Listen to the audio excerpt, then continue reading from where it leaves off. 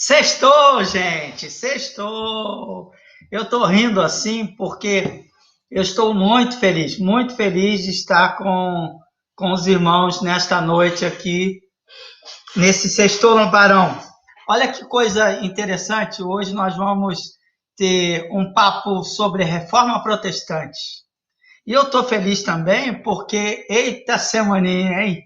Que semana cheia de atividade, cheia de problemas, mas cheia também da graça de Deus. A gente está muito feliz que o nosso pastor está em casa, porque o nosso pastor e a Jussara estão em casa, estão se recuperando, e a gente pode glorificar a Deus por isso. Só que hoje você vai se surpreender. Ainda há pouco a gente terminou a gravação e eu aprendi muito, mas muito mesmo, sobre reforma protestante.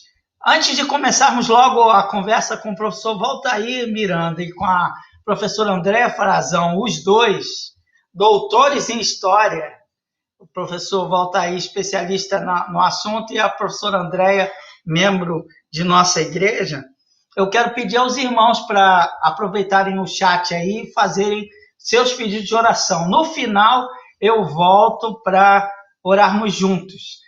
Que experiência extraordinária! Se você ainda não deu um joinha aí, um like, e se você ainda não está inscrito no canal, se inscreva, e se você puder, correndo, mande para os seus amigos, porque vamos agora para uma aula, um aulão de reforma protestante.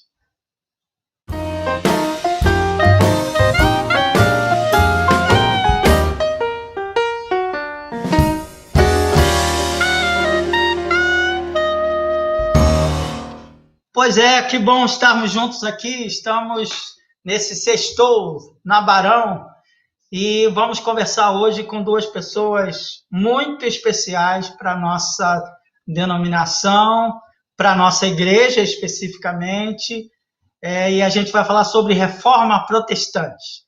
A reforma protestante foi um movimento reformista do século XVI, liderado por Martinho Lutero, foi o primeiro grande ícone da reforma, e vai ser simbolizado pelas suas 95 teses que foram afixadas no castelo, na igreja do Castelo de Wittenberg em 1517, no dia 31 de outubro. Na minha agenda aqui, hoje é dia 30 de outubro, então amanhã nós vamos completar mais um aniversário da reforma protestante. É sobre isso que nós vamos conversar com o professor Valtair Miranda e com a professora Andréa Frazão. Quem não conhece a professora Andréa Frazão, que é membro de nossa igreja, Igreja Batista de Barão da Taquara, e o professor Valtair, que sempre vem a brilhantar nossas programações, principalmente a área da ciência e da biblioteca. Vou apresentá-los aqui de forma muito breve, muito sucinta, porque se a gente for apresentar todo mundo, com todos os créditos, com tudo que eles escreveram, a Sextou na Barão ia ser só para apresentar o pastor Valtair e a professora Andréa Frazão. Não vou começar com as damas, não, porque esse negócio já não funciona desse jeito. Vou começar com o professor Valtair, que é nosso convidado mais do que especial. O professor Valtair é graduado em Teologia, também graduado e licenciado em História, e mestre em Teologia pelo Seminário Teológico Batista do Sul do Brasil, mestre também em Ciências da Religião pela UMESP, doutor em Ciências da Religião também pela UMESP, doutor em História pela UFRJ e professor de Novo Testamento e História da Igreja na Faculdade Batista do Rio de Janeiro, também nosso seminário, e Seminário do Sul, onde ele atua como diretor acadêmico. Veja que coisa, hein? É autor de diversas obras e especialista no assunto que nós vamos tratar nesta noite. Entre as obras do professor Valtair, eu estou lendo aqui no meu celular, O Caminho do Cordeiro, pela Paulus, Fundamentos da Teologia Bíblica, pela editora Mundo Cristão, Lutero, História, Poder e Palavra, da Fonte Editorial, Mártires e Monges, Milenarismos Antigos e Medievais, Atos Apócrifos de Pedro, da Paulo também, a espiritualidade, o Apocalipse, esse a gente conhece bem, o Apocalipse ao alcance de todos, da Líteris Editora, e ele também é redator da revista Atitude, da editora Convicção, voltado para a juventude cristã. Para a juventude cristã. A professora Andréia foi muito econômica, viu? Quero dizer para vocês que ela foi muito econômica e eu fiquei com uma dificuldade. Eu falei, como é que eu vou falar tanto do professor Valtair e vou falar tão pouco da professora Andréia? Aí ela falou, não, o público dele é esse. Aí eu falei, tá bom, então já que assim, que se assim seja, né? Sim, senhora. A professora Andréia Frazão é do IH, da UFRJ, é Instituto de História, e ela só colocou isso, por incrível que pareça. Ela nem falou que é a grande figura lá da UFRJ na área de História. Ela fala, balança a cabeça assim, mas é porque é muita humildade para caber numa pessoa só. Ela também trata de um assunto que eu acho genial, fantástico, que vai falar sobre os santos da igreja medieval, toda a história do medievo lá. É muito interessante, muito bom tê-la aqui, viu, professora Andréia? Sem mais delongas, como dizia meu pai, sem mais delongas, vamos de breves, em vez de delongas. Eu quero fazer a pergunta e nós vamos funcionar da seguinte forma. Eu vou fazer a pergunta para a professora Andréia, ela vai ter o tempo dela lá para responder, depois eu vou fazer a pergunta também para o professor Valtair Miranda. Eu não sei se vocês querem, antes das perguntas, fazerem considerações iniciais. Se quiserem, essa é a hora. Eu quero dar boa noite. Fazer uma consideração inicial. André, perdão, eu te interrompi. Pode falar, já que a gente rompeu aqui com esse negócio de damas primeiro. Pode falar. Isso mesmo. Que é isso. Eu só ia dizer para o Hudson que é preciso dizer, não dá para não dizer que Andréia Frazão é a minha orientadora no doutorado, né? Foi minha orientadora no doutorado e me acompanhou lá na pesquisa sobre milenarismos medievais. Então, Hudson, não é pouca coisa não, é porque ela realmente é econômica na hora de dar a bio dela, mas é muita coisa, o currículo dela não vai caber na sua frente. Eu disse isso, né? Joia, professor. Bem, eu queria dar boa noite a todos, dizer que eu conversei antes com o Hudson, que quanto mais a gente fala assim, sabe, desses títulos, mais as pessoas esperam daquilo que a gente vai falar. Então eu prefiro, assim, sou professora de História lá da UFRJ e está ótimo, e fui orientadora do professor Valtair. Com muito orgulho. Vocês estão vendo aí como é que é, e a gente não vai criar formalidades aqui, até para que seja uma grande aula. E eu tenho certeza que todos nós vamos aprender bastante. Como eu já orei no começo, e eu vou logo para as perguntas para a gente tirar o máximo possível de quem sabe, né? Vamos começar com a professora Andréia. Vamos lá. A Reforma Protestante surgiu no período do Renascimento, mas o quanto ela foi inovadora em relação ao que ocorria na Idade Média? Bem, antes de responder propriamente a questão, eu queria deixar registrado aqui que eu sou uma especialista em história medieval. Não sou uma especialista nem no Renascimento, nem nas reformas protestantes. Esse realmente é o assunto do professor Valtair, que já escreveu sobre o assunto, tem feito reflexões sobre o assunto. Então, eu fico muito à vontade de responder a pergunta pela perspectiva do período medieval, né? Enfim, para a gente responder essa pergunta, acho que a primeira questão, talvez para esclarecer, é que para alguns autores, o período que a gente chama de Renascimento, que seria ali basicamente o século XV, XVI, para alguns autores estaria dentro ainda do período que a gente chama de Idade Média. Existe essa grande discussão, para muitos autores, a Idade Média, né, esse período que a gente chama de Idade Média, enfim, que é um termo, inclusive, muito pejorativo, que as pessoas usam como sinônimo de atraso, como sinônimo de trevas, enfim, sobretudo pela perspectiva protestante, é importante que se diga isso, né? Porque a ideia de Idade Média é justamente essa, né? De meio entre a Antiguidade clássica e o período da retomada, enfim, dos clássicos e do momento em que se retoma, portanto, aquilo que foi deixado, foi legado pela antiguidade. Daí a ideia de idade do meio, né?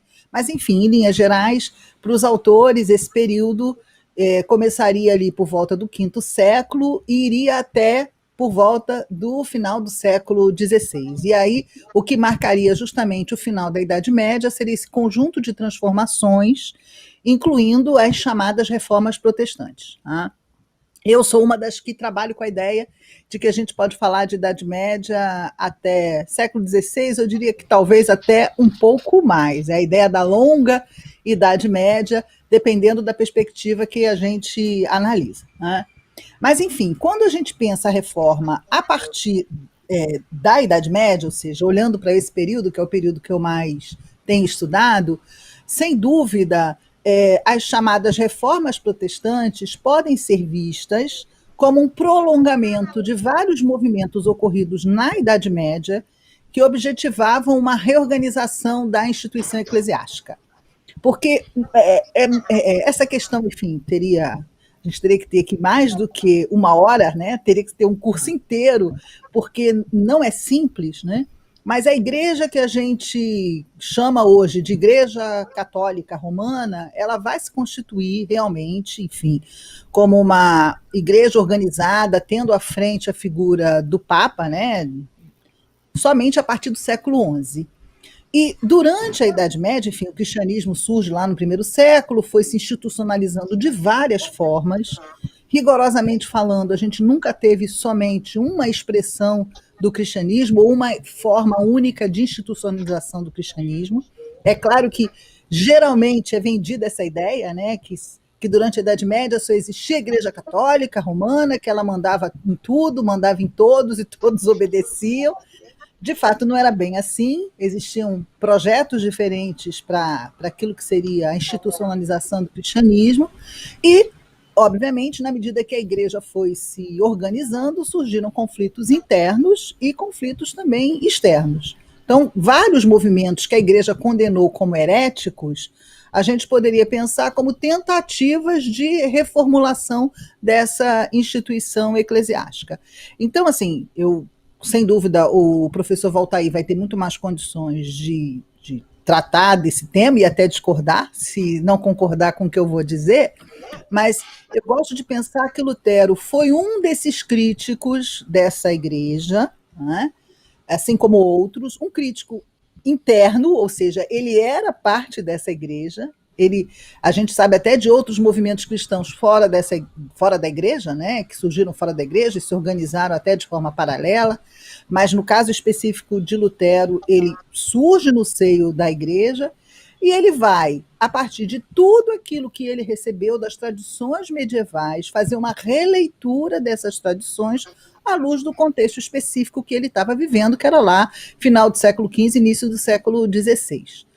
Então, para mim, sem dúvida, a reforma foi inovadora, mas não inovadora no sentido de que estava à frente do seu tempo, não é isso, mas porque foi capaz de elaborar, né, uma reflexão sobre toda a tradição, dialogando com aquilo que estava acontecendo no contexto específico ali, dessa virada aí, que a gente já pode chamar da passagem da Idade Média para o período que a gente chama de período moderno. Não sei se ficou claro, não sei se o Valtair quer complementar alguma coisa. Acho que ficou bem claro, mas vamos ouvi-lo. Concordo e acompanho a professora Andréa. Nesse sentido, estamos diante de um fenômeno que trabalha com categorias, com noções, com ideias, que vêm de tempos anteriores, não nasceram do nada, não brotaram do chão, não surgiram de água parada. Esses camaradas estão trabalhando categorias, ideias, textos muito anteriores. Lutero, por exemplo, era um profundo leitor de Agostinho de Hipona. Veja, enquanto ele estava lá trabalhando em Wittenberg como professor de filosofia, ele estava discutindo textos das sentenças, né, dos escolásticos. Ele ensinava estas sentenças dos escolásticos. Ele era professor de filosofia antes de se tornar professor de Bíblia, né? Ele começa a carreira docente dele como professor de filosofia, porque ele era mestre em filosofia, e apenas depois quando um professor de Bíblia se aposenta em Wittenberg, ele assume a cadeira de Bíblia e vai ser aí o chefe dessa cadeira até o fim de sua vida, né? Ele leciona nessa cadeira de Bíblia até 3 meses antes de morrer. É uma longa carreira docente. Mas antes de assumir, ele era professor de filosofia e estava discutindo com os alunos o quê? As sentenças dos escolásticos. Quando ele vai trabalhar a teologia, ele bebe Agostinho, ele é um agostiniano, ele é da ordem de Agostinho, inclusive, não é? Ele tem uma reverência profunda para com Agostinho de Hipona. Então não dá para romper com o passado desses teólogos, desses autores, desses pensadores, daquilo que eles produzem. Não dá para você romper isso, né? Eles desenvolvem categorias, Hudson, que autores, pensadores, grupos e comunidades anteriores já estavam desenvolvendo. Então eles só estressam essas ideias, e no contexto deles, parece que nós temos um tempo mais maduro para que estas ideias floresçam, mas não são necessariamente criadas ex nihilo do nada. Legal, muito interessante. Deixa eu aproveitar essa sua fala aí e fazer uma pergunta sobre isso. A Reforma foi um movimento que causou tremendo impacto no Ocidente. Seria possível falar em fenômenos reformadores com o mesmo espírito anteriores a 1517, mesmo que esses não tenham tido o mesmo alcance ou tenham sido abafados? Houve algum movimento anterior a 1517? Sim. Sim. Eu acho que eu posso trabalhar essa aqui, André. Você não, logo depois desenvolve professor Valtair. É com você, professor Valtair. Eu quero lembrar aqui de 3 figuras, André. Quero lembrar de 3 figuras que nós já conversamos sobre estas 3 figuras em outros momentos. Eu lembro que eu conversei sobre essas 3 figuras contigo, inclusive. Pedro Valdo é uma delas. Pedro Valdo de Lyon, né, lá na França. Ele viveu de 1140 até 1220. Ele era um comerciante e ele abandona a situação, abandona a sua prática comercial, distribui seus bens, né, e quer pregar. Mas no contexto de Pedro Valdo, ele só podia pregar se ele fosse autorizado para pregar, e ele não recebeu autorização, pregou a si mesmo, consequentemente, em função disso, ele foi perseguido, e por outros motivos também, ele acabou dando origem a um movimento que é chamado de Os Valdenses, né, que tinha como mote buscar um retorno à igreja dos primórdios, em simplicidade, em pregação, em penitência. Eu vou apontar um outro personagem aqui, que é 1140, o John Wycliffe. É isso? Isso, Pedro Valdo, de 1140 até 1220. Eu posso mencionar também o John Wycliffe, 1320 a 1384, na Inglaterra desta vez. Ele era professor universitário da Universidade de Oxford.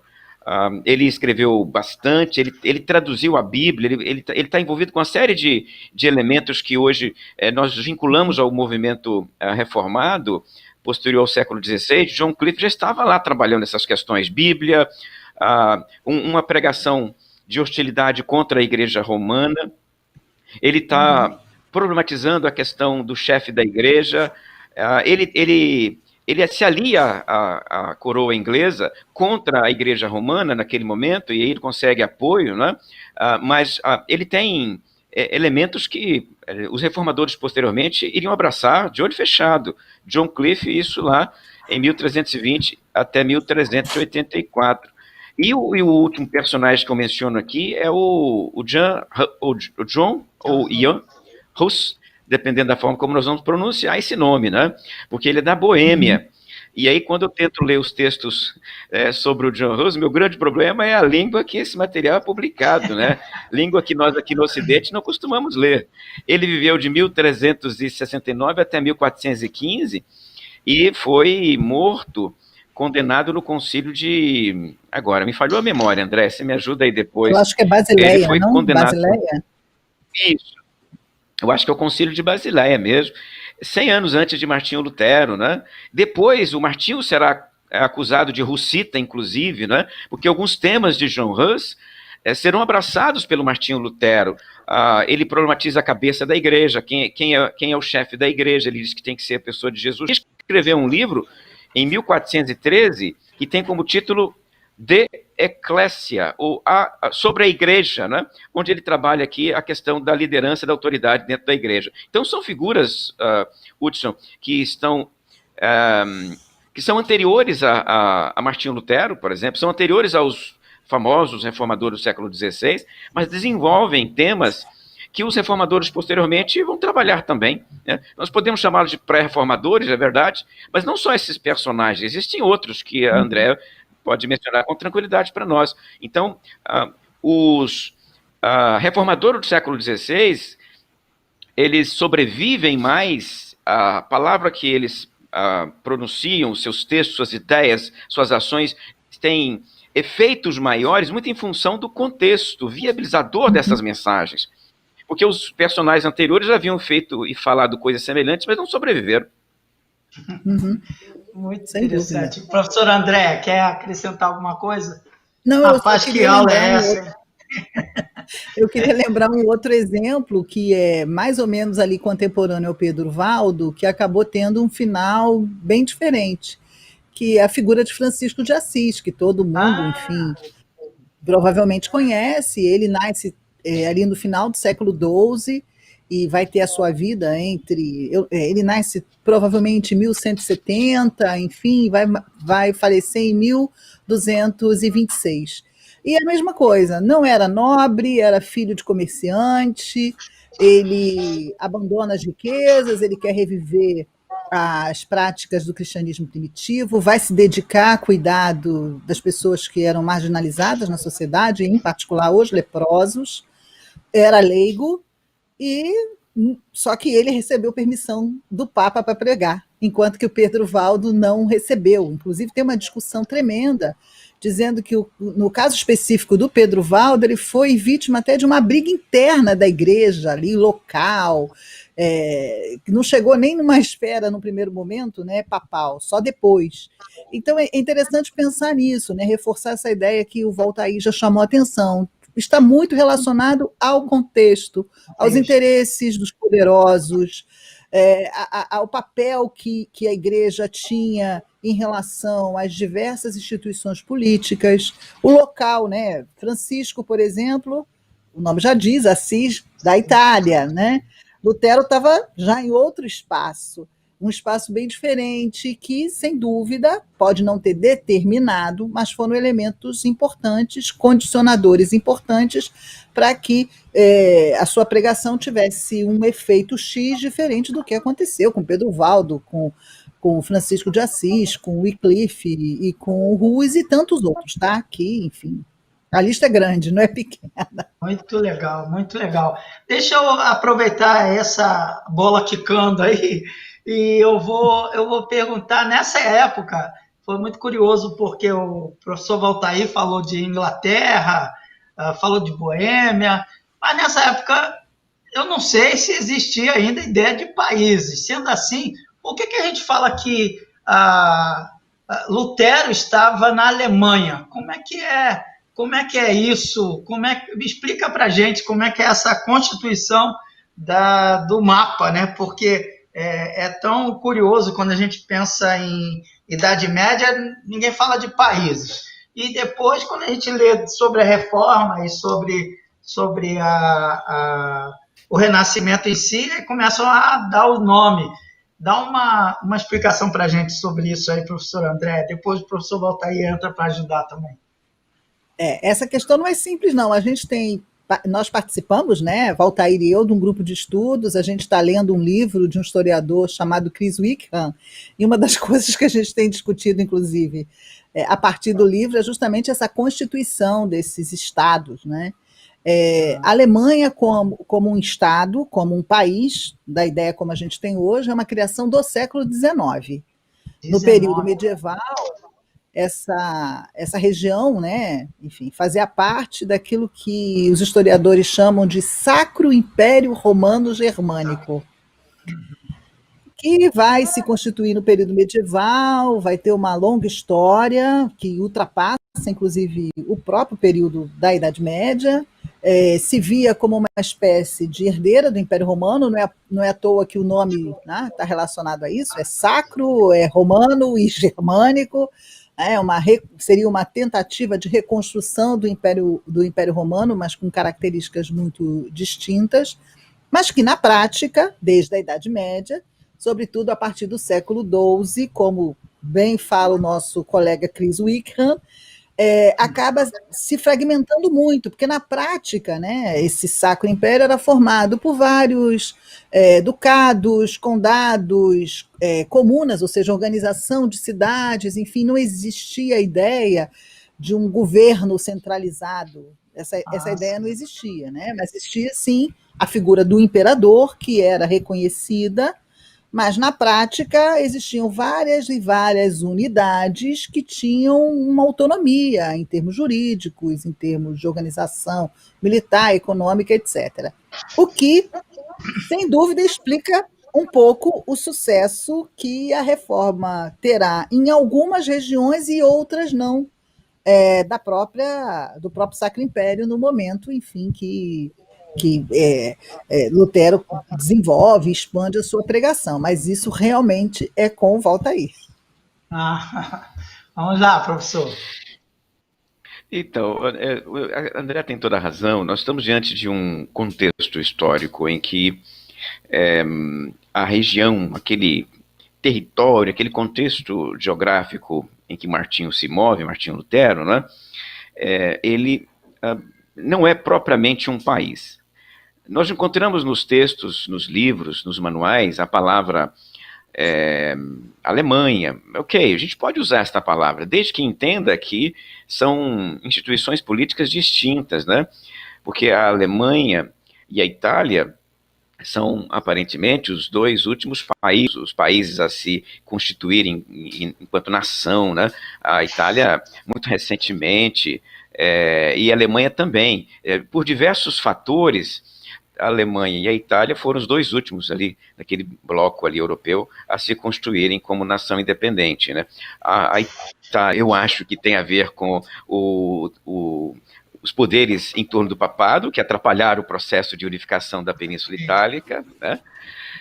A minha aposta, se eu precisasse apostar com o André, a minha aposta seria essa.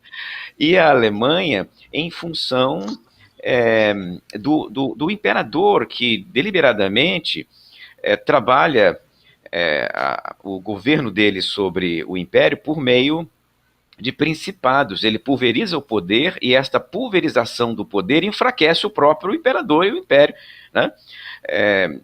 Haviam mais de 100 principados de tudo quanto é tamanho, Hudson.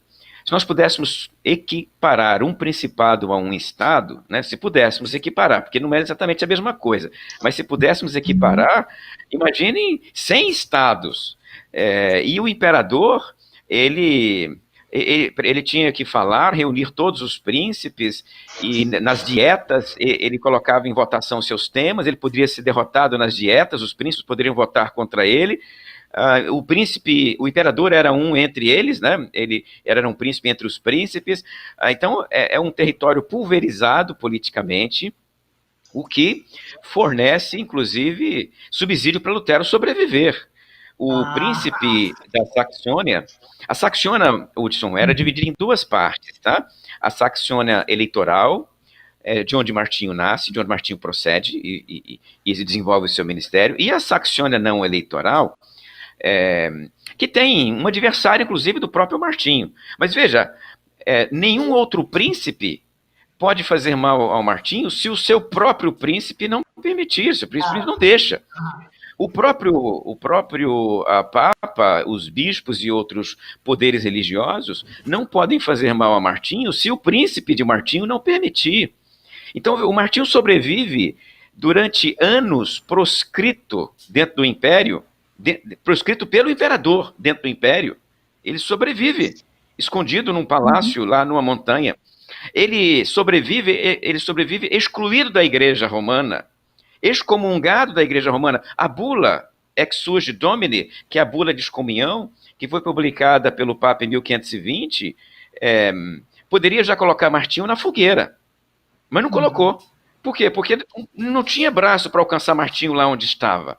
Mas se Martinho saísse dali, Hudson, aí ele seria alcançado. Então Martinho evita viajar. Ele faz pouquíssimas viagens. Ele só deixa a Saxônia eleitoral durante a vida dele de líder religioso, depois que ele inicia a sua atividade religiosa lá em Wittenberg, ele só deixa a Wittenberg por 3 vezes.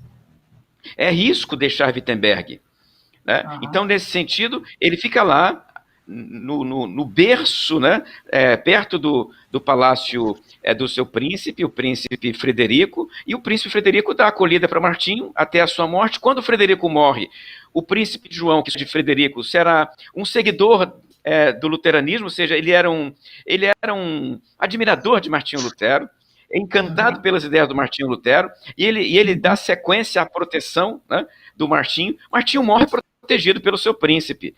Se fosse um outro contexto, não daria para Martinho sobreviver a nenhum desses elementos, nem a proscrição imperial e nem a bula de excomunhão. Então, entenda que o fato de a Alemanha estar politicamente tão pulverizada viabilizou a pregação do Martinho Lutero.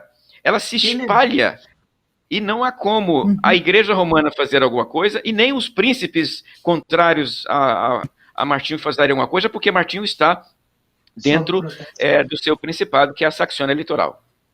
Que coisa interessante, hein? Olha que... Então, o Martinho Lutero, quando vai fazer lá Castelo Forte, é nosso Deus, e o Frederico é a mão de Deus, é isso? Deixa eu falar. A pergunta que eu quero fazer é sobre essa questão mesmo do contexto, muito interessante, isso que eu estou aprendendo agora junto com os irmãos, porque eu também fico muito curioso com a tecnologia. Hoje em dia é tão fácil, né? Eu estou aqui em Jacarepaguá, a André está na Tijuca, eu não sei onde o pastor Valtair está, se está em Niterói, na Tijuca também, e o Braga está cuidando de tudo isso na Praça Seca, mas eu fico muito curioso, como é que a gente fala de reformadores Lutero, Calvino, Zwinglio, figuras completas, lugares completamente diferentes. Será que já existia um zap, um passou o zap para o outro? Que contexto é esse que faz com que a reforma vá aparecer em tantos lugares, né? Eu queria que o professor Valtair trabalhasse isso e a professora André depois corrija as minhas heresias aí, porque acabei de dizer Castelo Forte é nosso Deus e o Frederico é a mão de Deus. Então deixa eles falarem, vamos lá. Muito bem. Hudson, Andréia, eu estou nesse momento no Espírito Santo. Eu falo de vocês de um lugarzinho chamado Meaípe. Não sei se vocês conhecem Meaípe. Meaípe é aqui em Guarapari, né? Eu falo de vocês aqui de Guarapari. Tá chovendo aqui em Guarapari, não sei se está chovendo aí, tá? Eu ouço a chuva enquanto eu converso com vocês, né? Mas deixe-me falar com vocês aqui. Hoje em dia, realmente, nós temos aí nossas redes de comunicação que agilizam os processos de pulverização, de vulgarização das ideias. É muito rápido que um sermão saia de sua igreja e vai parar no outro canto do planeta porque alguém filmou e colocou na internet, né? Nesse período aqui, Hudson, os ritmos são diferentes, mas estamos numa fase que é uma fase em que inicia-se o processo de publicidade por meio de livros publicados pela imprensa. Nós temos o iniciozinho da imprensa. E a publicação de livros é um dos elementos que promove as ideias reformadas. Se nós estivéssemos vivendo aqui 100 anos antes, 200 anos antes da invenção da imprensa, seria mais difícil essa multidão de textos correndo para lá e para cá. Porque quando a gente lê sobre a vida de Martinho Lutero, o camarada escreve uma quantidade absurda de textos. Textos esses que são publicados, são disputados pelos donos de imprensa lá da Alemanha. Eles disputam os textos do Martinho Lutero, e quando eles publicam, os textos são consumidos com muita velocidade, né? O texto que você chamou agora há pouco, de As 95 Teses, esse texto ele foi, entre aspas, inventado pelos donos de gráfica. Eu explico por que ele foi inventado. Martinho não escreveu teses. Martinho não escreve teses. Martinho escreve um deboche contra o fenômeno que ele estava combatendo naquele momento ali, e a venda de indulgências. É um deboche, é um texto cheio de ironia. Aquilo não é tese. Tese acadêmica é outra coisa, tá? As teses acadêmicas da época eram outra coisa completamente diferente. Martinho não escreve tese. Nenhuma, nem duas, nem três, nem 90, nenhuma. Só que, no momento de os seus divulgadores, vulgarizadores, publicarem isso, eles resolvem dividir em formato de tese. Então, o formato das teses, Hudson, veio das gráficas. E aí, uma gráfica coloca 90 teses, outra gráfica coloca 80 teses, outra gráfica coloca 70 teses. O número de teses varia dependendo do dono da gráfica. Olha, e um detalhe, as teses, esse documento não foi enviado por Martinho Lutero para publicação. Quem enviou o documento foi um amigo de Martinho Lutero. Martinho enviou aquele documento, Hudson, apenas para alguns amigos e para o seu arcebispo, tá? O Alberto. Ele enviou para o arcebispo Alberto e para alguns amigos, só para eles. Ele não publicizou o documento, não enviou o documento para ninguém. E a história também de pregar na porta da Catedral de Wittenberg é uma lenda, tá, Hudson? Isso aí é um elemento do campo das lendas, tá? Então, quando os amigos olharam para o documento, gostaram do texto, o que eles fizeram? Mandaram para alguns donos de gráfica, e eles publicaram o documento, e o negócio virou febre, meu irmão. Todo mundo queria uma cópia do material. Então, a capacidade de multiplicação das ideias aqui está vinculada ao surgimento desse fenômeno que é o texto impresso. Tá? Mas eu digo um pouquinho mais, olha só. Calvino, Zwinglio e Martinho, os três personagens que você lembrou muito bem, estão em contextos diferentes e atuam em espaços diferentes. O Calvino, ele é um político de Genebra, ele é um político. Veja, o Calvino não era um pastor, Calvino era advogado, e ali ele assumiu o controle sobre a cidade de Genebra, e ele assume o papel de reformador religioso da cidade, né? Mas ele não tem a formação de teólogo, por exemplo, que o Martinho precisou acompanhar lá em Wittenberg. Ele não chega a ter essa formação teológica. O Zwinglio, lá em Zurique, né? O Zwinglio, ele não chega também a construir nenhuma igreja.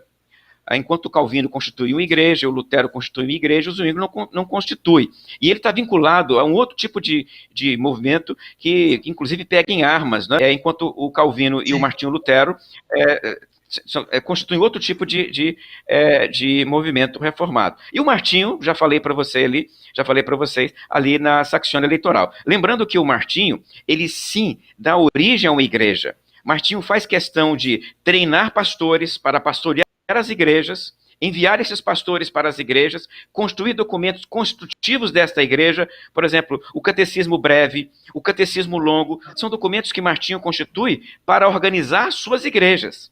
E ele tem uma correspondência gigantesca, respondendo a perguntas dos seus pastores, o que eles vão fazer nas igrejas sobre isto ou aquilo. Por quê? Porque quando eles rompem com a Igreja Romana tem toda uma estrutura de documentos legais para constituir as coisas, para resolver as coisas, para fazer as coisas. A igreja de Martinho não tinha nada disso. O Martinho está construindo esses documentos e ele faz isso no processo de responder às cartas que os pastores enviam para eles. Então, respondendo a sua pergunta de forma objetiva, são espaços diferentes. O Calvino está atuando posteriormente a Martinho Lutero, ele ainda é um jovenzinho no tempo do Martinho. Zwinglio e Martinho chega a participar de um debate sobre a ceia, mas depois disso nunca chegaram a manter aí um único movimento, eles inclusive rompem por causa do tema ceia. Então, são espaços diferentes e movimentos distintos que estão andando, né, cada um para o seu lado. Tá? Então não dá para você vinculá-los todos como se fosse um cordãozinho amarrando um ao outro no formato de teia. São movimentos distintos. Muito interessante. E aí, professor André? E acrescenta alguma coisa ao que o professor Valtair, que ele falou de um negócio que a gente sempre ouve durante esse período de reforma protestante, que é a tal de indulgências. Então, explica depois para a gente também o que é essa história de indulgências, porque isso aqui só me lembra minha infância, viu? Só me lembra minha infância, porque meu avô sempre falava assim, você está me devendo suas indulgências. Eu falei, que isso? Nunca entendi direito, talvez hoje eu entenda. Vou tentar, tá? Mas antes eu quero falar duas coisas. Que eu acho muito interessante a ideia que o Valtair apresentou de reformas. A gente tende a usar, porque o livro didático coloca muito, né, a reforma protestante, mas vários autores chamam atenção para as múltiplas reformas, que tinham convergências e divergências, né, como foi já até exemplificado aqui. E a outra coisa que eu queria fazer é uma propaganda, a propaganda do livro do Valtair, né? Sabe aquela coisa? Se você está gostando desse papo, se você está gostando de todas essas informações sobre Lutero, você vai ter condições de conhecer muito mais lendo o livro Lutero, História, Poder e Palavra, que foi publicado pelo Valtair, que é um texto incrível que conta, enfim, a trajetória, e eu fico impressionada assim com a memória do Valtair de todos esses eventos, entendeu? Olha, perfeito. Bem, então eu vou tentar explicar a questão das indulgências, porque não é fácil, né? A indulgência é algo que se constitui no cristianismo medieval e está ligado a uma ideia que me parece muito estranha dentro do nosso espírito evangélico, mais talvez até do que protestante, né? Porque aí é uma outra questão, né? Se somos evangélicos, protestantes, enfim, mas não vamos entrar aí nessa seara, não. Mas a ideia de que o pecado ele envolve culpa, mas ele envolve também consequências. Então, a ideia da indulgência estaria muito mais ligada à consequência do pecado. A gente tem que entender o seguinte, né? O cristianismo surge no início lá no primeiro século, né? E vai se desenvolvendo, vai se institucionalizando, não vai se institucionalizando-se de forma uniforme, vão surgindo divergências, as comunidades vão crescendo, uma série, né? A gente não pode esquecer que a expressão do cristianismo é uma expressão histórica, né? E, portanto, é afetada pelas diversas conjunturas. E pouco a pouco vão se constituindo práticas, vão se constituindo teologias, etc. E a ideia, enfim, era de que, inclusive isso está relacionado à própria constituição dos sacramentos, o sacramento da confissão, a igreja institui lá no século XIII, que todo fiel, pelo menos uma vez ao ano, tinha que se apresentar até o seu sacerdote, fazer a sua confissão. Isso aparece muito, a ideia da confissão ao sacerdote parece que não era muito praticada pelas pessoas na Idade Média, então você encontra isso em vários e vários textos, né? Isso sendo repetido. Então a ideia de que a confissão, no momento que você confessa o seu pecado, você se livra da culpa, mas como o pecado traz consequências, você tem que ter a penitência, que, segundo alguns autores, no início da Idade Média, ou do início do cristianismo, eram muito duras, muito severas, mas que pouco a pouco foram sendo substituídas por orações, por coisinhas menores, enfim, ao ponto de se chegar às indulgências, que era a concessão de perdão a partir de uma pequena peregrinação, a partir de fazer um conjunto de orações, enfim, e culminou no final da Idade Média com a ideia da possibilidade da venda da venda dessa indulgência. que não é bem um perdão dos pecados, porque a gente trabalha com a ideia, né? Ah, é um perdão. Não é bem isso. A indulgência seria uma espécie de. Era uma forma de suavizar aquilo que o fiel deveria fazer para penitenciar-se das consequências do pecado. Olha que coisa louca. Tá?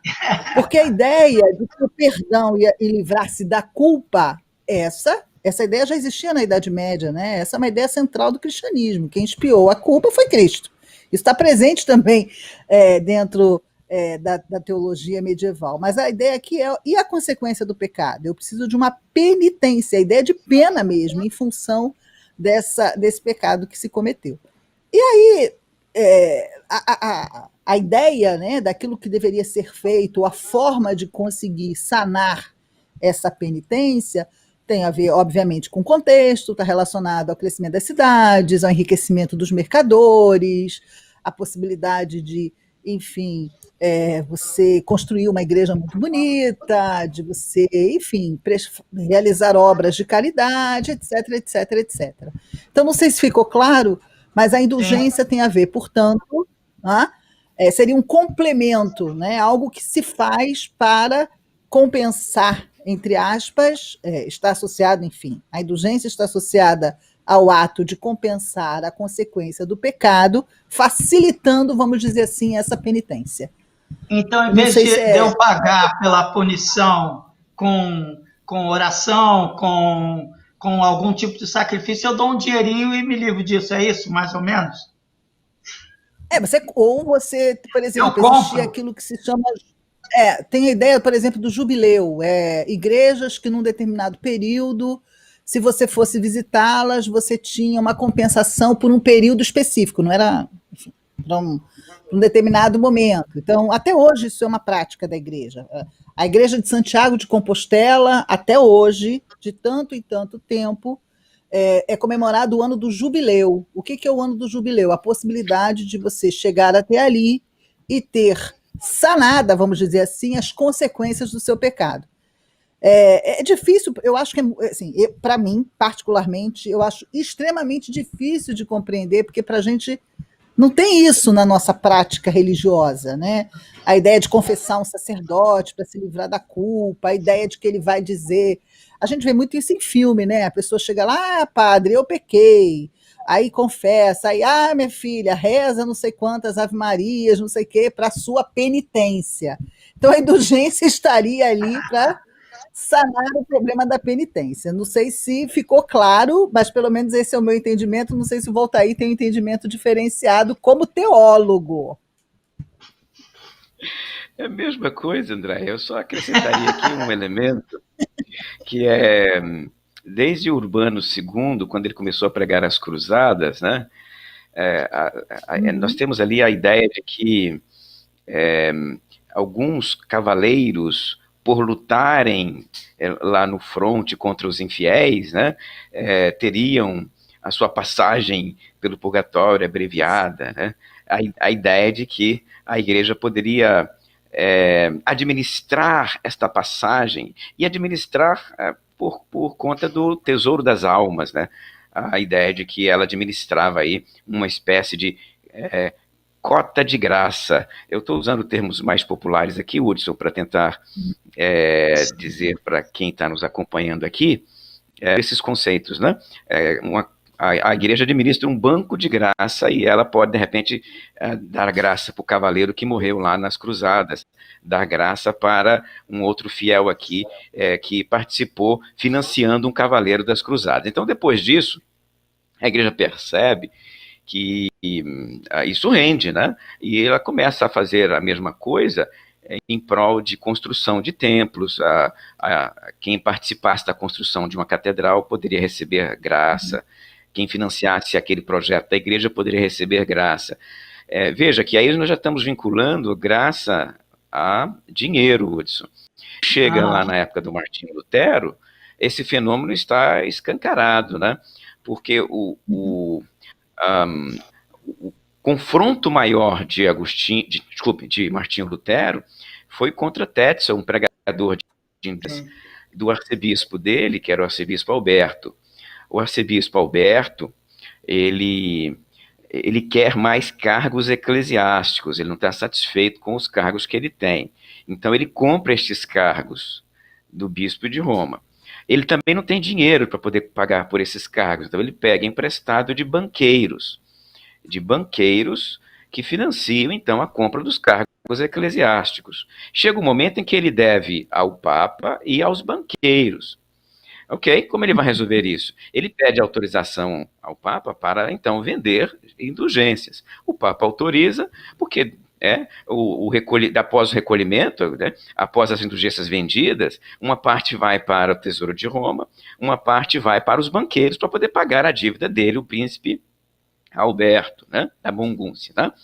Pois bem, aí o imperador Segismundo, eu acho que é o Segismundo nessa época, eu posso estar equivocado no nome dele. O imperador desta época fica sabendo, né, daquele elemento comercial ali, e eu também quero a minha parte. Então, das indulgências, uma parte também vai para o imperador. Tá? Então, nós temos aqui uma transação comercial, Hudson. O Tetzel, que era um frade dominicano, quando ele passa pelos principados da Alemanha, vendendo a indulgência, né? Ele chega numa certa cidade, numa certa comunidade, vai lá para a igreja, e aí as pessoas vão até lá para fazer as trocas, tá? Aquilo que André falou agora há pouco, né? E aí ele dá as cartas de indulgência dele. Né? E aí o que ele arrecadar, no final, né? Uma partezinha fica para ele, a menorzinha, uma parte vai para o bispo de Roma, uma parte vai para o Alberto, outra parte vai para o Segismundo, outra parte vai para os banqueiros. O Martinho Lutero talvez nem tivesse ciência dessa transação comercial, mas quando ele ficou sabendo do Tetzel pregando isso pertinho de onde ele estava, né, o Tetzel não chega a entrar na Saxônia Litoral, não, mas chega perto.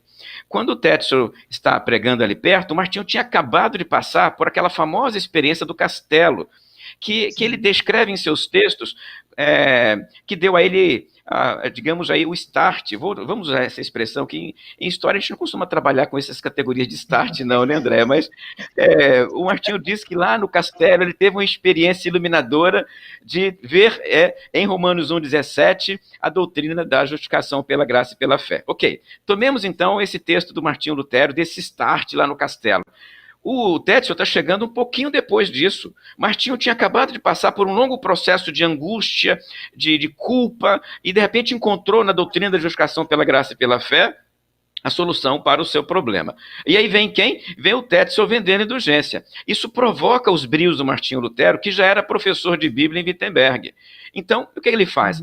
Ele escreve um longo documento contra as indulgências para o príncipe Alberto, que era o chefe do Tetzel, que era o dono dessa arrecadação. Né? Então, esta que é a lógica, a ordem das coisas, e provocou, esse fenômeno aqui provocou o início aí do conflito entre o Martinho e a Igreja Romana. Eu destaco, Hudson, que o Martinho não tinha interesse em brigar com Roma. O que ele está nesse momento fazendo é brigando contra as indulgências. E a carta que ele manda para o príncipe Alberto, inclusive, é muito respeitosa. Apesar de o documento ter momentos de ironia, e ele, inclusive, tira sarro do Papa em função aí, do purgatório, né? Tem uma passagem das chamadas teses, em que o Martinho diz assim, se o Papa gosta tanto assim de indulgência, eu esqueci a frase exata, André elogiou minha memória e agora deu um problema na memória, mas a ideia é que ele está discutindo com o Papa, pelo Papa achar que pode tirar alguém do purgatório, né? E ele diz que o Papa não pode tirar ninguém do purgatório, porque imagina alguém, lembrei, André, imagina alguém que de repente queira ficar no purgatório. Era isso que está discutindo. Imagina se alguém quer ficar mais tempo no purgatório e o Papa tira ele de lá antes da hora. Ele vai sair de lá contra a sua própria vontade. Isso é ironia, evidentemente. Isso é ironia pura. É um texto irônico. Mas, Hudson, na abertura do documento, ele é respeitoso, ele chama o príncipe Alberto de Vossa Santidade. Então, ele não está brigando com o Alberto, nem com o Papa. O documento dele é um confronto contra as indulgências.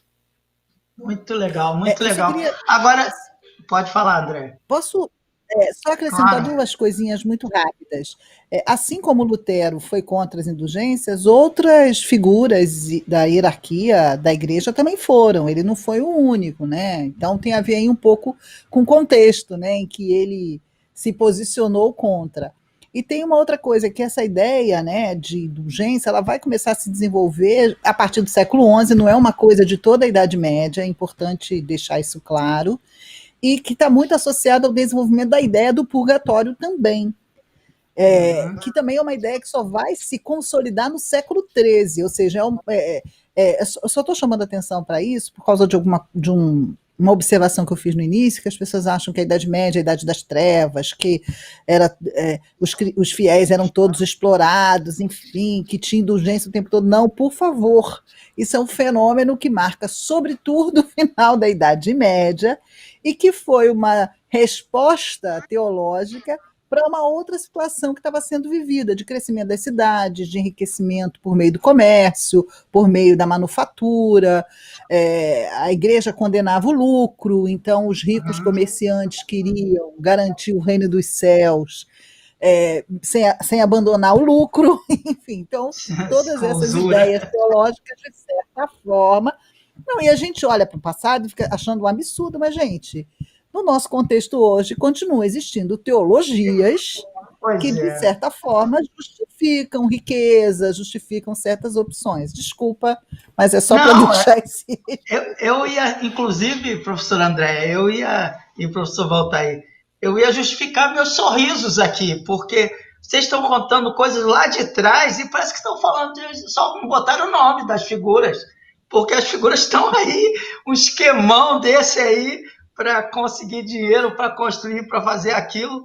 Olha, é assustador como a gente está vivendo passando por esse purgatório. Deixa eu fazer outra pergunta para o pro professor Valtair.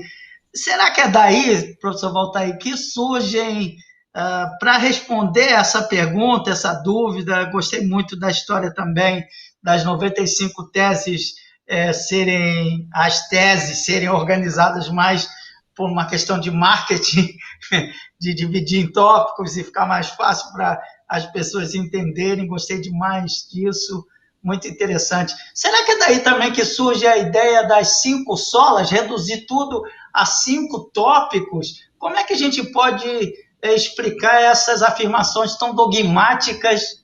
Elas surgiram mesmo com Martinho Lutero? Fala um pouco sobre essas 5 solas. Muito bem, Hudson, obrigado pela pergunta. As 5 solas são normalmente vinculadas à Reforma Protestante, mas elas não foram produzidas ou construídas por nenhum dos reformadores, tá? Martinho Lutero, por exemplo, ele não produziu as solas, nem o Calvino também.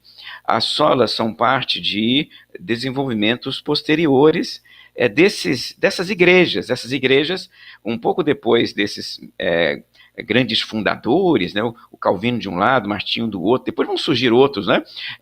Elas entram numa fase de consolidação dogmática. Lembrando mais uma vez aquilo que eu havia dito agora há pouco sobre a Igreja Romana, que tem uma longa caminhada de documentação, né? Ou seja, quando o assunto é documentação, a Igreja de Roma não tem concorrente, né?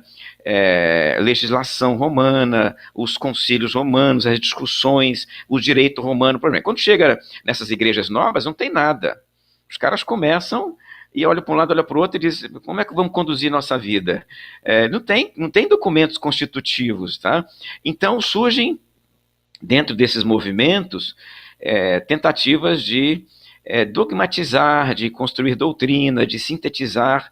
Então, é nesse contexto, numa segunda ou terceira geração posterior aos reformadores, que surgem as solas, que são sínteses do pensamento desses reformadores de uma maneira geral, tá? Não são vinculadas especificamente nem ao Lutero, nem a Calvino, nem qualquer um outro desses primórdios. São desenvolvimentos dogmáticos posteriores. Você consegue encontrar, então, essas solas em documentos dogmáticos posteriores. E aí, não há nenhum problema com isso, é só entender que elas são sínteses, tentativas de síntese. Alguém olha para trás e diz, o que nós, enquanto herdeiros, né, deles, podemos dizer? Aí nós, basicamente o seguinte, cinco grandes somentes que confrontam a igreja romana daquele período histórico, né? O sola fide, que é o primeiro, que está apontando para a doutrina da justificação. A salvação é alcançada somente pela fé, sem a necessidade de boas obras para comprar a salvação. Isso que significa o sola fide, né? São expressões em latim, para quem está nos acompanhando aí, são expressões latinas, tá? A Igreja Romana escrevia os seus textos em latim, o Martinho Lutero respondia os seus textos em latim e também na língua coloquial, porque o Martinho escrevia nas duas línguas, dois idiomas daquele período, né? E esse é um dos motivos porque o Martinho se tornou tão popular, porque ele escrevia tanto em latim quanto na língua do povo, na língua das pessoas. Sola fide é somente a fé. A segunda sola é sola escritura, que aponta para uma das grandes bandeiras do Martinho Lutero, que a Bíblia é a única autoridade. Martinho, ele enfrenta isso logo no seu momento inicial, né? Quem tem autoridade, né? A autoridade da igreja está onde? No concílio, está no Papa, está na tradição da igreja, está nos pais, onde é que ela está? O Martinho, depois de um longo período, ele chega a uma conclusão, e essa conclusão está explicitada na dieta de Worms.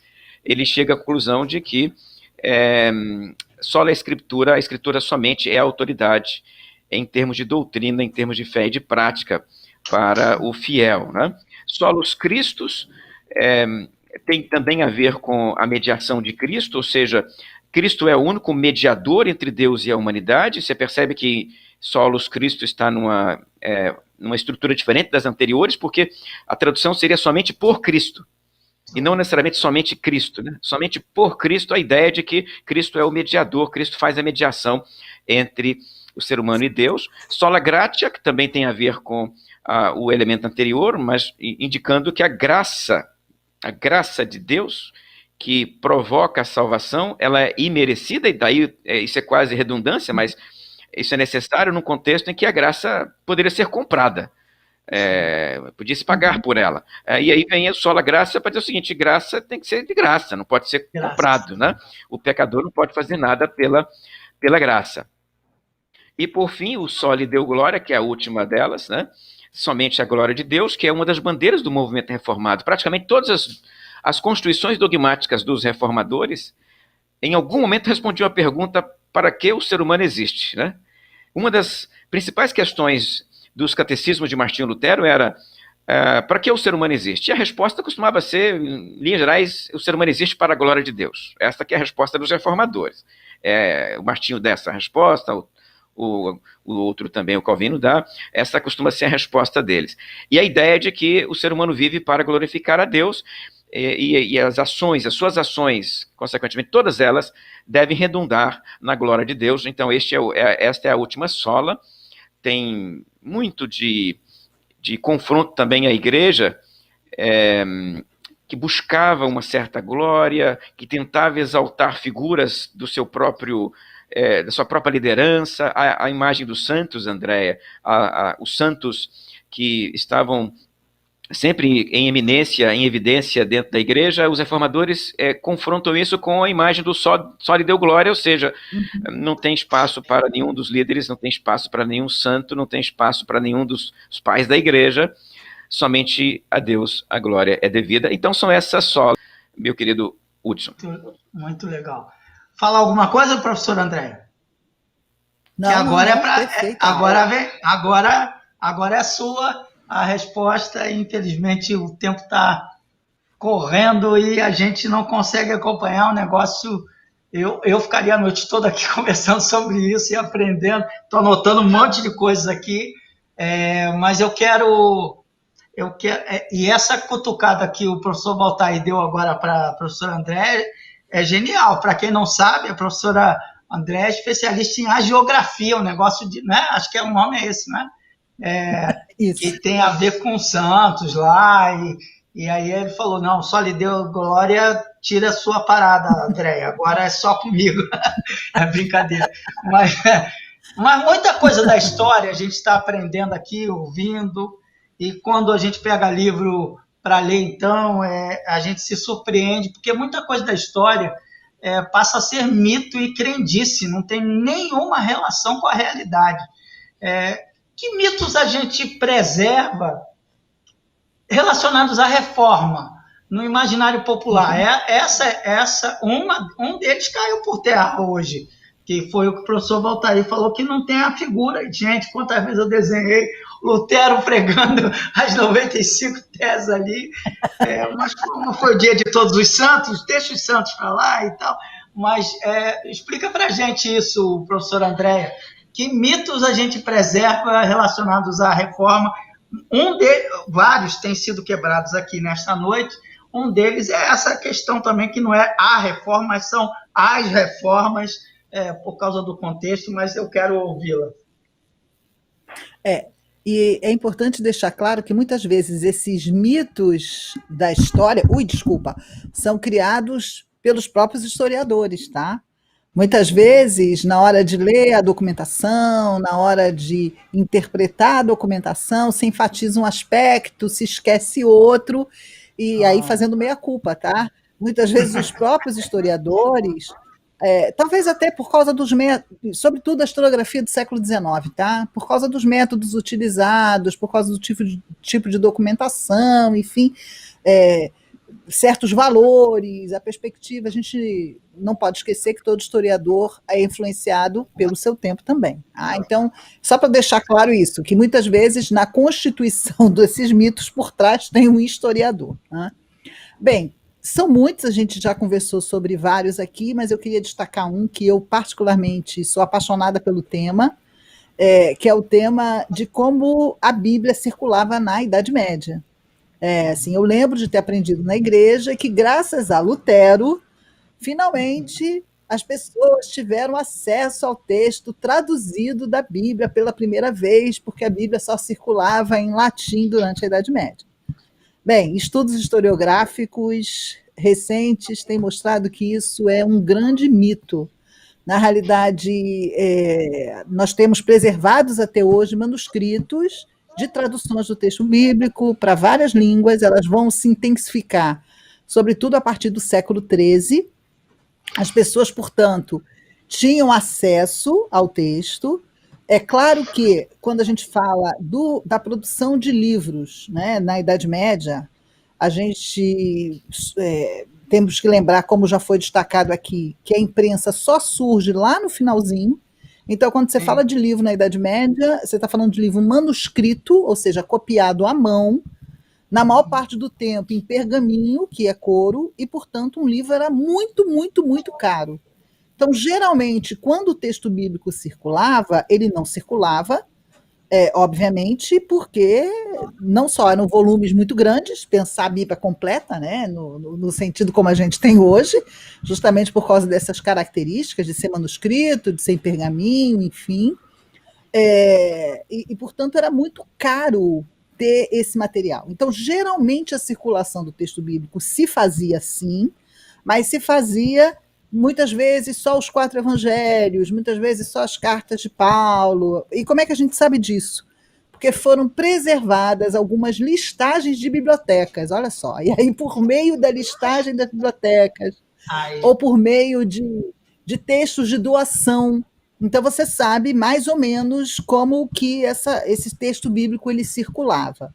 Existe, por exemplo, um texto do início da Idade Média. É uma carta escrita por um bispo, uma mulher que ficou viúva. Essa carta acompanhava um texto bíblico, eu não lembro exatamente qual era o livro da Bíblia agora, e dizia, olha, eu estou te mandando esse livro para você ler, para você meditar. Ou seja, essa ideia de que as pessoas não tinham acesso ao texto bíblico é algo que tem sido totalmente revisto. Mesmo a gente tem que considerar, obviamente, que parte da população era analfabeta, mas algumas pessoas sabiam ler. E hoje já estão sendo feitos estudos sobre grupos que se reuniam para leitura. Então, mesmo as pessoas que não sabiam ler. Essa ideia de leitura privada que a gente tem hoje é muito recente, né? A ideia de leitura para a Idade Média é sempre uma leitura coletiva e alguém lendo alto. Então, enfim, mitos. Que a Bíblia não circulava, que leigo não podia ter acesso à Bíblia. Uma das Bíblias mais incríveis que a gente tem da Idade Média é a Bíblia de Alba, que foi provavelmente feita para aristocratas, tá? E a gente sabe disso por causa dessas listas que eu comentei das bibliotecas. E as traduções, os textos, assim que as línguas ditas vernáculas começaram a se afirmar, esse processo é um processo que se dá a partir ali do século XII, século XIII, quando os documentos começam a ser redigidos já em castelhano medieval, em galego-português, enfim, em francês, enfim, estou simplificando, enfim, mas são as línguas iniciais, né, que vão depois gerar essas línguas que a gente fala hoje. As traduções começaram a ser feitas. E entre as traduções, a tradução do texto bíblico. Então, as pessoas também tinham acesso não só pelo latim, mas tinham acesso também pelas traduções. Então, acho que esse é um grande mito. Professor, volta aí. Se o senhor quer acrescentar alguma coisa, eu tenho duas perguntas para finalizar, eu quero fazê-las para o professor. Eu só queria, Hudson, então, trabalhar um pouquinho rapidinho aqui no que eu acabei de dizer agora há pouco, que é a questão de que não aconteceu nada no dia 31 de outubro de 1517 na porta da Catedral de Wittenberg, tá? Porque essa tradição, ela surge por causa do preâmbulo do documento conhecido como teses. O preâmbulo do documento pode sugerir que o Martinho está convidando alguém para um debate. O debate nunca aconteceu. Não há evidência histórica nenhuma de que esse debate tenha acontecido. E, na verdade, todos os elementos do contexto nos levam a crer que nem o próprio príncipe do Martinho sabia desse convite, nem nenhuma outra pessoa de Wittenberg vinculada à universidade sabia do convite, ou seja, se na Universidade do Martinho ninguém sabia do convite, se o príncipe não sabia do convite, não tinha nada na porta da Catedral de Wittenberg no dia 31 de outubro. Então, no dia 31 de outubro, o que acontece? O Martinho escreve aquele documento para o príncipe Alberto. O documento foi escrito para o príncipe Alberto. E aí, imagino, né, que em função disso, desse preâmbulo, surgiu a tradição de que o Martinho, no dia 31, tenha pregado na porta da catedral. Aparentemente, quem começou isso foi um amigo do Martinho, Felipe Melanchthon, depois que o Martinho morreu. Depois que o Martinho morreu, Felipe Melanchthon escreveu a primeira biografia do Martinho. E o Felipe Melanchthon disse que isto aconteceu. Mas deixe-me falar o seguinte sobre o caso. Felipe Melanchthon não estava em Wittenberg naquele outubro de 1517. Felipe Melanchthon não tinha sido incorporado à universidade. Felipe Melanchthon chegou depois disso. Ele foi um professor contratado posteriormente. Então, quando ele chega, isso já aconteceu. Esse fenômeno já está no passado. Então, o Felipe Melanchthon não estava lá. Não dá para dizer que era testemunho ocular. Então, o Felipe Melanchthon está recordando um evento que, com muita probabilidade, ele está recordando a partir do preâmbulo do próprio documento. Então, o fenômeno em si é um fenômeno que foi encaminhado, é um documento que foi encaminhado para o príncipe da Mungúcia, que é o príncipe Alberto. Eu queria dizer outra coisa também. Eu acho que 31 de outubro de 1517, por causa disso, não deveria ser a data de celebração da Reforma Protestante. O Martinho Lutero não rompeu com a igreja nesta época. Ele continuou dentro da igreja, ele continuou vinculado à Ordem de Agostinho, ele recebeu um cargo eclesiástico. No ano seguinte, ele era chefe de 11 casas monásticas, ele liderava 11 casas monásticas perto dele, da Ordem de Agostinho. O Felipe, ele sempre foi muito amigo e aliado do chefe da Ordem de Agostinho, da Ordem Agostiniana Reformada do Império. Então, não dá, o Martinho não rompeu com a igreja em 1517. Martinho rompe com a igreja após a bula de excomunhão. A bula de excomunhão chega em Wittenberg em 1520, em Hudson, 1520, 3 anos depois. A bula chega lá, a bula Ex Surge Domini, que excomunga Martinho. Martinho pega a bula e queima a bula papal. Então, na minha avaliação, o aniversário da Reforma deveria ser o dia em que Martinho rompe de vez com a igreja, que foi o dia em que ele queimou a bula de excomunhão. E disse o seguinte, ele falou, o Papa me excomunga e eu também o excomungo. Então, nesse caso, nós temos uma dupla excomunhão. Né? Nesse sentido, o rompimento se dá ali em 1520. Eu acho que outubro de 1520, Hudson, seria a data mais apropriada para falar em aniversário da Reforma. Antes de outubro de 1520, Martinho navegava dentro da igreja como qualquer outro agostiniano. Muito interessante, hein? A história é uma beleza, né? Eu me surpreendo muito com isso. Deixa eu fazer outra pergunta, ainda um pouco mais a professora Andréia, e eu vou fazer a pergunta para a Andréia e para o professor Valtair simultaneamente, porque eles podem trocar as informações e eu faço menos comentários e curto mais as respostas. A primeira pergunta que eu quero deixar também é com a professora Andréia, que história é essa que eu li num papel lá que o Martinho Lutero era um cônego? Que é isso? É coisa de futebol, que cônego para mim só me lembra o Fred na Copa, falou, esse cara só fica aí parado como um cone. É brincadeira. Ele era o cônego, então a professora Andréia vai, por favor, explicar para a gente o que era um cônego. E eu quero perguntar também ao professor Valtair, qual é o papel, afinal de contas, da Bíblia nesse desenvolvimento das reformas protestantes? Por favor, esclareça isso para a gente. Antes de eu falar da questão do cônego, eu queria destacar, a partir de tudo que o Valtair falou, assim, para ilustrar um pouco o que eu disse antes, assim, como que a historiografia, ela muitas vezes reforça esses mitos, e como que o historiador que lê a fonte de forma crítica rompe, porque a ideia das teses, enfim, ela foi repetida certamente porque alguém leu lá a biografia, acreditou sem nenhuma crítica e passou para frente. E vai passando até que alguém, com um olhar crítico, começa a cruzar os dados. E, peraí, mas esse cara não estava lá nessa circunstância, ele chegou depois, como é que ele teve acesso, em que momento ele formulou, enfim, para explicar um pouco, ilustrar o que eu falei antes, né? Durante muito tempo a história foi pensada simplesmente como uma construção de uma narrativa de fatos encadeados, em que acabava sendo causa de outro, que era consequência do anterior, e daí por diante. A história há muito tempo não tem sido vista assim, ela é problematizada, e cada vez mais a perspectiva que a gente chama de historiográfica é essa que foi ilustrada muito bem aqui pelo Valtair, viu, Valtair? A sua formação como historiador está excelente. Que é isso, aí as fontes, questionar, discutir, pensar, refletir, enfim, e desconstruir determinadas ideias. Enfim, então, só esse parêntese. A questão do cônego. Durante a Idade Média surgiram várias formas de vida religiosa, e quando eu falo de vida religiosa aqui, não tem nada a ver com ser muito piedoso, muito religioso.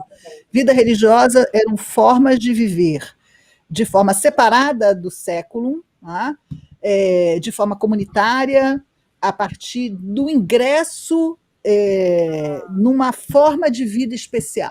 Geralmente esse ingresso era feito mediante votos, voto de pobreza, voto de castidade, voto de obediência, e as pessoas passavam a viver, enfim, num estilo de vida próprio, particular. Durante a Idade Média se desenvolveram 4 tipos, o monacato, que é o mais conhecido, a vida canônica, ou dos cônegos, as chamadas ordens militares e os mendicantes. O Lutero fazia parte dessa vida canônica, que surge no século XII, tem um papel importante, está presente até hoje, enfim, existem comunidades canônicas formadas por cônegos, né, a vida religiosa canônica, que é uma mistura, assim, para simplificar, é uma mistura entre a vida pastoral e a vida monástica. Ou seja, Hum, são clérigos que vivem em comunidade, que vivem seguindo uma regra, no caso a regra de Santo Agostinho, né? No caso específico dos cônegos, inclusive eles são chamados às vezes de cônegos regrantes, cônegos agustinianos, enfim, tem variações, né, do nome, mas basicamente são religiosos porque fazem votos, porque seguem a uma regra, mas eles também têm atribuições pastorais, pregam, enfim, têm atividade, ouvir confissão, etc. Né? São ordenados também. Além de serem religiosos, seguirem a vida religiosa, seguirem uma regra, eles também têm funções pastorais. E muito legal. Lutero era uma dessas figuras. E, além disso, tinha funções ligadas à catedral, era professor, tinha, enfim, tudo isso aí que já foi falado pelo Valtair. Não sei se Muito respondi. legal. Joia, isso mesmo. Professor Valtair, é contigo. Qual o Bom, papel, então, da tá bom. Bíblia, já que o homem era cônego lá, né? Mexia com a Eu, canonicidade. eu agradeço muito as palavras da Andréia, porque eu lembro que quando eu comecei a trabalhar com a Andréia, iniciando minha caminhada de historiador, ela vivia dizendo para mim, você tem que pensar como historiador, né? Para de pensar como Ó, teólogo, né? Porque o teólogo ele tem uma forma de reflexão diferente. descontextualizada em alguns momentos, não é? Ele não insere a reflexão dentro da história, ele não tem os pés no chão, os pés muito nas nuvens, e a Andréia ficava me lembrando disso, né? E agora as palavras dela me alegram profundamente, né? Valeu a pena. Muito bem, obrigado, André. E apenas para reforçar, né? O Martinho Lutero nunca disse em suas obras, e ele escreveu muito, que ele pregou alguma coisa na porta da catedral. Quem disse mesmo foi o Melanchthon após a morte dele. Né? Então, deixe-me falar rapidamente sobre isso aí. A Bíblia para os reformadores é um elemento realmente de inflexão, porque a pergunta pela autoridade é fundamental. Já tinha surgido lá no Wycliffe, tinha surgido no Hus, né? De onde vem a autoridade? Né? E a autoridade poderia vir dos concílios, por exemplo, tem a posição conciliarista nesse momento, né? Alguns dizendo que o concílio ele é a cabeça, ele cria a estrutura e a liderança da igreja. E aí o Martinho Lutero ele passa por todas essas fases. Tem um momento em que ele abraça a opção conciliarista, num debate dele com um outro professor, né, universitário. E tem um outro momento em que ele olha para trás e fala das tradições, né? Ele está tentando buscar autoridade. No confronto dele com o bispo de Roma, porque rapidamente o confronto ficou entre Roma e Martinho. O Alberto desaparece do circuito. Fica lá um documento romano, o Papa fala, escreve, e o Martinho responde, e fica esse negócio de trocas para lá e para cá. No confronto, então, contra o bispo, o Martinho tenta encontrar aliados, ele busca nos concílios, de repente ele acha que não é o suficiente, ele vai para a tradição, ele acha que também não é o suficiente. Tem um momento em que ele é comparado a João Hus, né, um Hussita, e ele diz que sim, eu me alio a Hus. Nesse momento ele já está encaminhando-se ao rompimento. E até que acontece lá aquele encontro na dieta de Worms, onde ele disse que a mente dele é cativa da escritura, Hudson, porque ele foi confrontado pelo imperador Carlos V, né, com a questão, você nega aquilo que você escreveu? O Martinho diz que não nega, mas negaria se alguém o convencesse pela escritura, né? Porque ele conclui, a minha mente é cativa est, ele diz, né? A minha mente é cativa das escrituras. E aí isso ilustra a sua pergunta, isso ilustra o que eu quero dar como resposta para a sua pergunta, que é, quando o Martinho chega a esse momento de usar a escritura para romper com a igreja, ele está jogando, projetando para ela a autoridade. E esse elemento será distintivo dos movimentos reformadores de agora então. Quem vai trabalhar com protestantismo, com igrejas reformadas, vão dizer que um dos princípios, uma das marcas desse movimento justamente é o fato de querer um movimento acéfalo. Acéfalo por quê? Porque quando ele projeta na Bíblia a autoridade, ele está rompendo com uma outra autoridade, ele pode ser o Papa, pode ser o fundador da igreja. Então veja o que acontece com o movimento protestante, ele se multiplica por divisão, né? Os protestantes se dividem a cada geração, desde então, e vão continuar se dividindo. Por que isso? Porque a autoridade está no texto, não está numa pessoa. Você pode dizer que, no contexto da Igreja Romana, está no bispo de Roma, ex-cátedra, ou está em concílios. Você pode encontrar outras soluções que vão resguardar a questão da autoridade. Quando você vai para o protestantismo, está nas Escrituras. Só que o fato de estar nas Escrituras levanta a questão de como eu vou levantar a posição das Escrituras a respeito daquilo que eu vou dizer ou a respeito daquilo que eu vou fazer. E nesse momento surgem os conflitos internos e as divisões, marcas próprias, marcas mesmo do protestantismo. Então, esse elemento de multiplicação por meio de divisões que o protestantismo enfrenta desde então, tá, é próprio desta ênfase nas Escrituras como a fonte única de autoridade. Isso significa dizer o seguinte: quem é que manda? A Bíblia. Agora vamos discutir o que a Bíblia diz. Aí, nesse momento, você pode falar que a Bíblia diz isso, eu posso dizer que a Bíblia diz aquilo, e aí dividimos e criamos duas igrejas diferentes. Você percebeu? Na Igreja Católica isso não acontece, né? Por quê? Porque o guarda-chuva da instituição é a autoridade. E aí, se tem alguma divergência de interpretação, a autoridade vai e determina qual deve ser a interpretação. Então, Hudson, a questão das Escrituras está no centro, né, desses movimentos que chamamos de movimentos reformados. Explica a própria natureza do protestantismo, que é um protestantismo acéfalo, que é um protestantismo que se renova com frequência.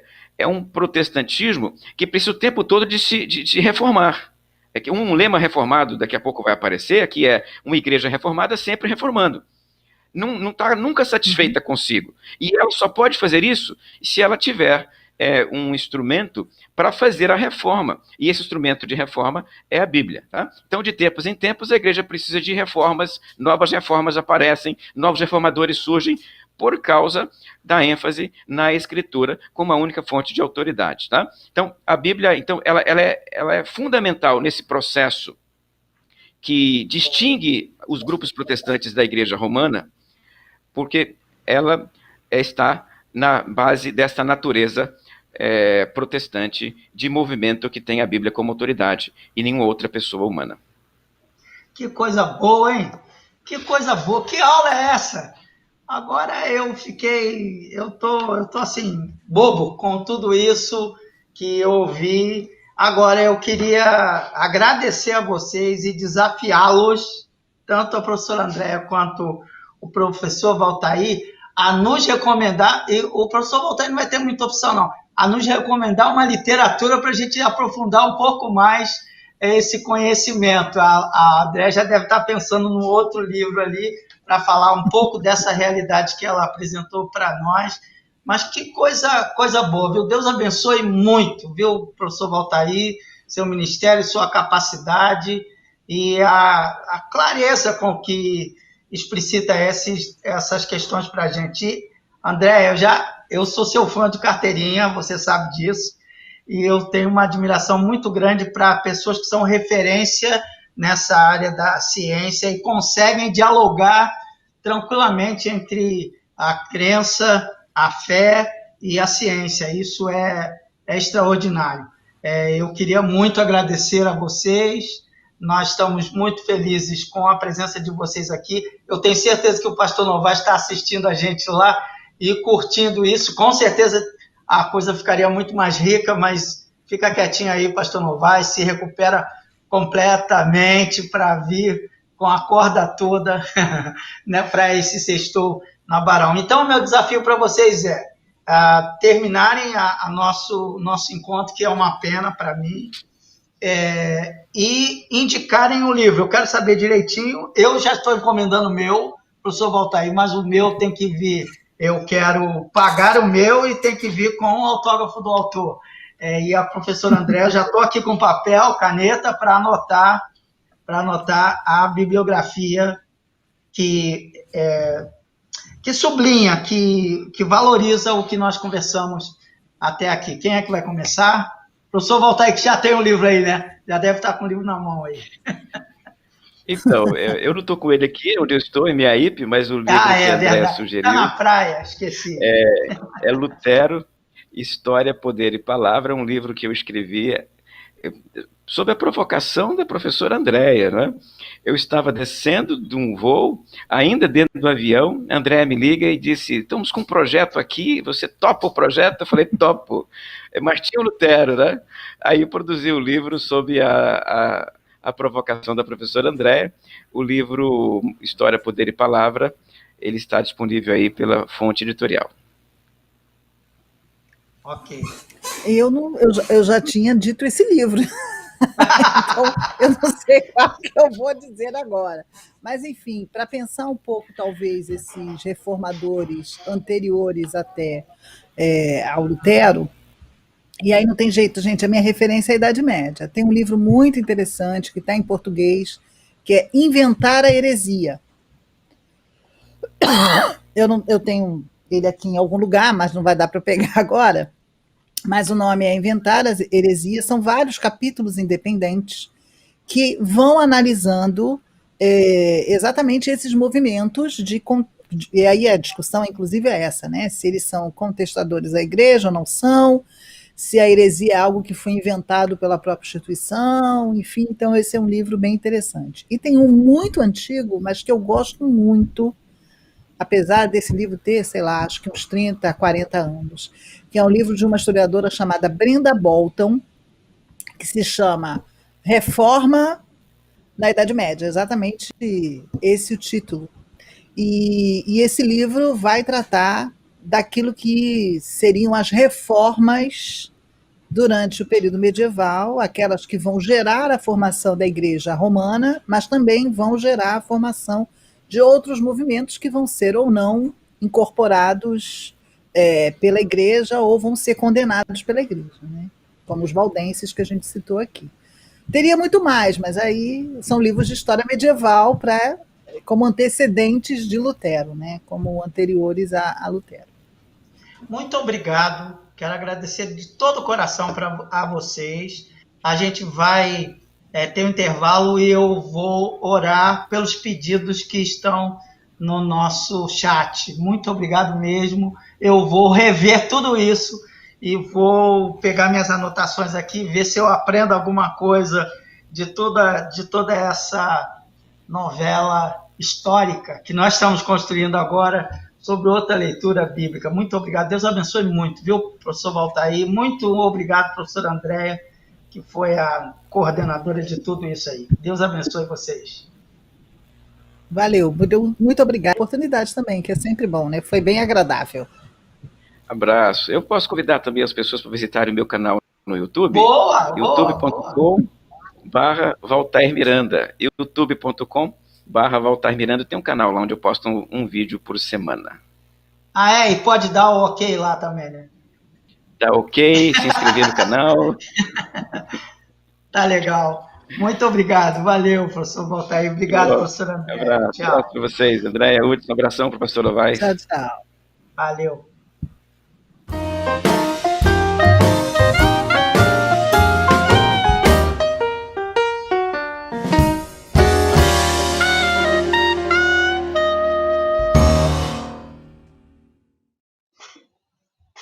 E aí, gostou da Sextou? Rapaz, quantas informações novas, não é? Quanta desconstrução e quanto a gente precisa ler, estudar, procurar na palavra. Agora, que coisa também agradável a gente perceber que a reforma, de verdade, ou as reformas, como a gente aprendeu hoje, são todas fundamentadas na palavra de Deus. E por que a gente procura a palavra de Deus? Porque ela revela para a gente o caráter de Deus. E é por isso que a gente coloca diante do Senhor todos os pedidos que foram feitos aqui, né? Pedidos de muita angústia, dor, sofrimento, e a gente quer colocar isso diante do altar do Senhor. Eu continuo crendo plena e completamente no caráter de Deus.